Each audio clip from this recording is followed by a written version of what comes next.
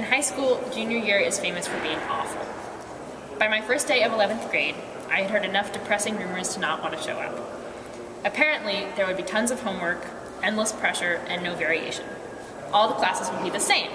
We walked in, sat down in our alphabetized rows, took notes, wrote down the homework, and repeat. The few discussions we would have would be stilted or brief.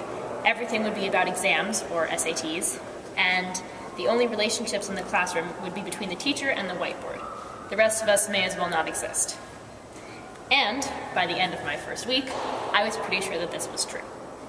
But when the Generation Citizen program started, my routine was blown out of the water. By their third day, our democracy coaches, Emily and Billy, knew us all by name. We would come to class each day and be surprised. For example, on the day that we chose our project, Billy had us push our desks into a circle. This is always a chaotic, clamoring sort of affair, but once we were in the circle, I was surprised at what a difference it made to be able to see people when they spoke. Billy started a discussion about what our project should be, and almost everyone had something to say. I discovered that the kids who I had seen, or rather almost collided with, in the hallways countless times, were all respectful, well-spoken, and interesting people. When Billy paired me with the two senior boys next to me, I had automatically cringed, expecting grunts or dismissive glares as our only communication. But they were smart and respectful, as well as hilarious, and they had so many ideas that my hand was cramping as I struggled to write them all down. Before we reconvened, I looked around the circle and saw the boy with the Obama hat and the boy with the Romney bumper sticker engaged in fervent conversation.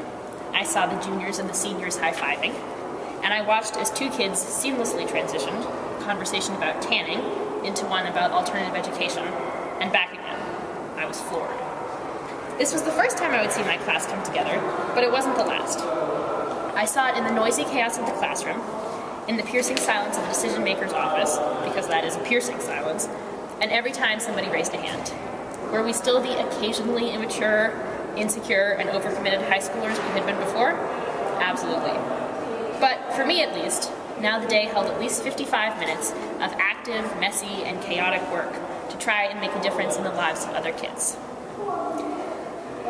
The occasional frustrations of the day were overshadowed by the feeling of doing something useful and the power of having a voice. At first it was hard to get used to the idea that education could be this connected, but once I was used to it, I realized I wanted other kids to have the same chances. So my class started to add internship opportunities to our program so that the kids could be as active as we were.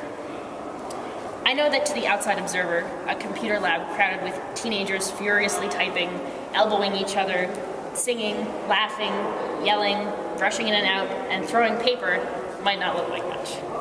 But now I know that, at least for my class, this was what making change looked like. And maybe it isn't so dramatic or glamorous looking, but I'll take it.